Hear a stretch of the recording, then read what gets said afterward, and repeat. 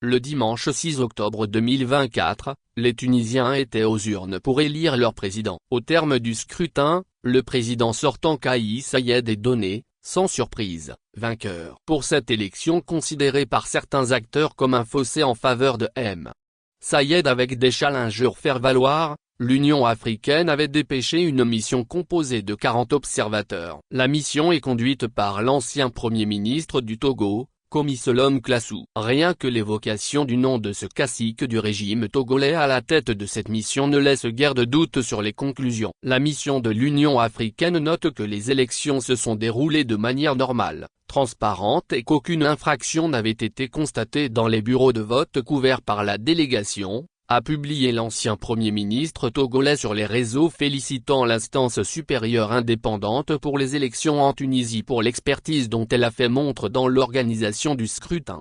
Des conclusions donc normales venant d'homme qui n'a jamais connu une élection transparente dans son pays. Né en 1960, Solom M. Klassou, du haut de ses 64 ans, est l'un des artisans d'un régime connu pour son ingéniosité à tronquer un processus électoral conclu inéluctablement par des résultats connus d'avance. Peut-on affirmer que les résultats de la dernière élection présidentielle reflètent la volonté populaire et que les droits fondamentaux des citoyens ont été garantis?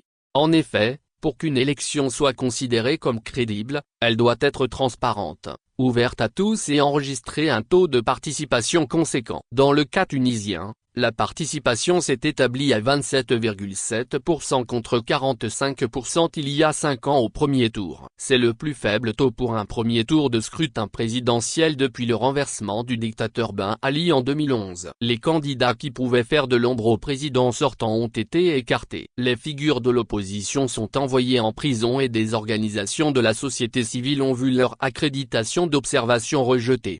Universitaire spécialisé en droit constitutionnel, Kais Saied a été élu le 13 octobre 2019, remportant près de 73% des voix au second tour face à l'homme d'affaires Nabil Karoui. Candidat se présentant comme anti-système, Kais Saied a été porté au pouvoir dans un climat politique tendu à la suite du décès du président Kaïd Essedi. Mais quelques 18 mois après son élection, en juillet 2021, le président a opéré un changement d'approche radical et engagé son pays dans un tournant autocratique en s'arrogeant les pleins pouvoirs par décret. Depuis lors, il n'a cessé de cibler de supposés ennemis intérieurs et extérieurs de toute nature et de réprimer durement l'opposition politique et la société civile.